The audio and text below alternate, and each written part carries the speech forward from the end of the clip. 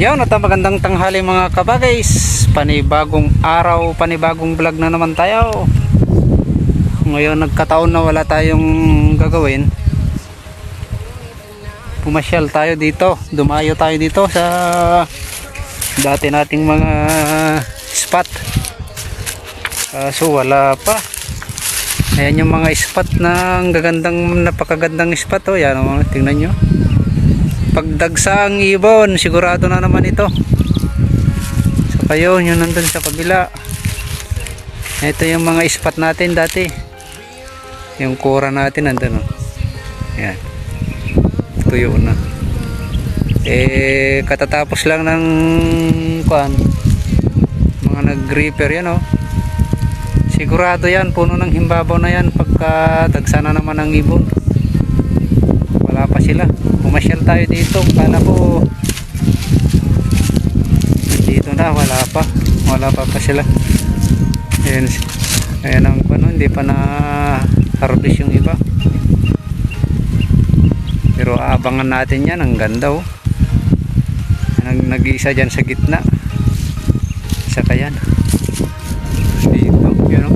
Dito ang dapuhan nila pagka dagsang ibon.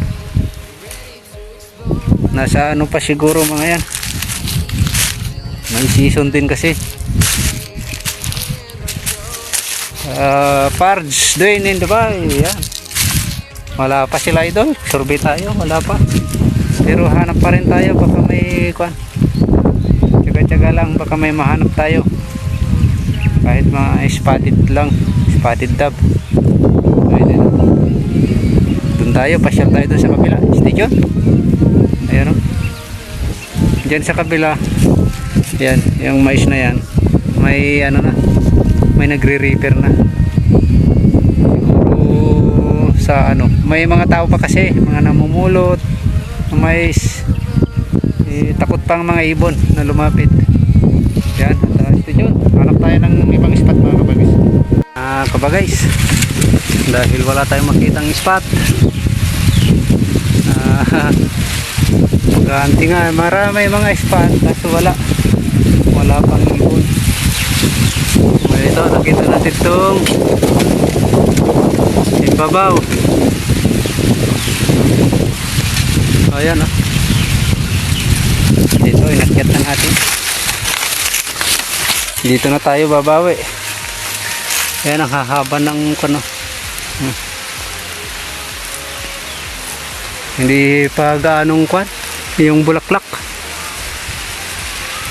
Mga yun, yung mataas na yun, ang dami. Dito na tayo babawi. Stay tuned. Pitasin natin. Ayan mga kabagis. Grabe ang init. Dito na tayo bumawi sa himbabaw. Yan, oh.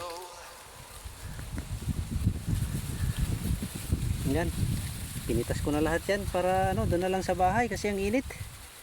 Ang hahaba ng bulaklak mga kabagis. Yan, oh.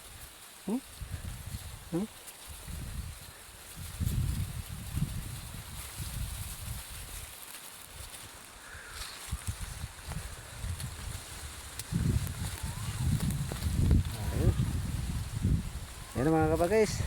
Yan si GT, oh.